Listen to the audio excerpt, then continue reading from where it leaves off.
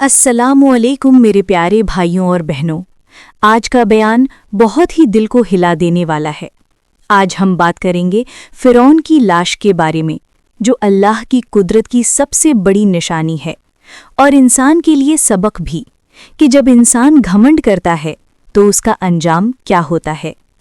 فرعون وہ حکومت کرنے والا تھا جس نے اپنے آپ کو خدا کہہ دیا تھا، کہتا تھا کہ میں ہی تمہارا سب سے بڑا رب ہوں۔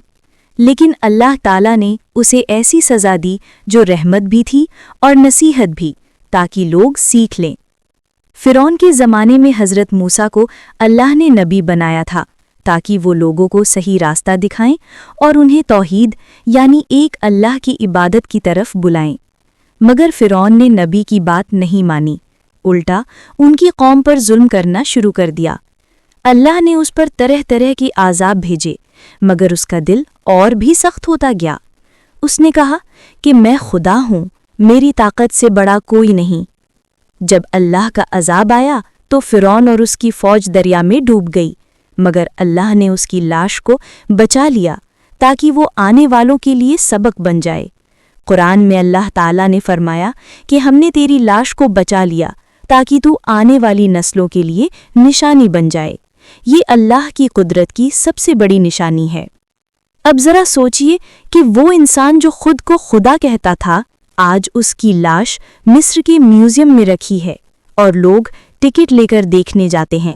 یہی ہے انسان کا انجام جب وہ اللہ سے بغاوت کرتا ہے۔ یہ ہمیں بتاتا ہے کہ چاہے انسان کتنا بھی طاقتور کیوں نہ ہو، جب اللہ کی پکڑ ہوتی ہے تو کوئی نہیں بچا سکتا۔ اس واقعے سے ہمیں کئی سبق ملتے ہیں۔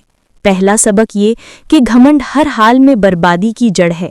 چاہے ہمارے پاس کتنا بھی علم ہو، دولت ہو یا شہرت ہو، اگر اس میں تکبر آ گیا تو سمجھ لیجئے تباہی قریب ہے۔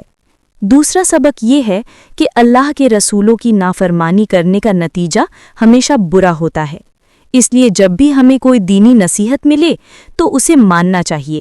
تیسرا سبق یہ ہے کہ اللہ کی قدرت سے کوئی بھاگ نہیں سکتا، وہ جسے چاہے اونچا کرے اور جسے چاہے گرا دے۔ فرعون کو دیکھ کر ہمیں یہ یاد رکھنا چاہیے کہ دنیا کی طاقت اور دولت استھائی ہے۔ چوتھا سبق یہ ہے کہ انسان کو ہمیشہ اللہ سے ڈر کر رہنا چاہیے اور اپنے اندر ونمرتا رکھنی چاہیے۔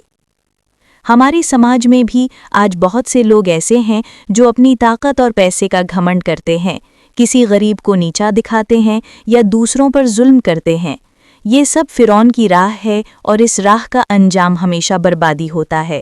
اس لیے ہمیں اپنی نیت اور اپنے دل کی حالت کو صاف رکھنا چاہیے۔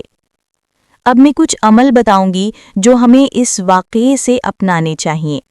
پہلا یہ کہ روزانہ اپنے دل میں جھانکیں کہ کہیں ہمارے اندر گھمنڈ تو نہیں آ گیا۔ دوسرا یہ کہ جب بھی کوئی دینی بات سنیں تو اسے توجہ سے سنیں اور اس پر عمل کریں۔ تیسرا یہ کہ نماز کی پابندی کریں، کیونکہ نماز دل کو نرم کرتی ہے اور انسان کو گھمنڈ سے بچاتی ہے۔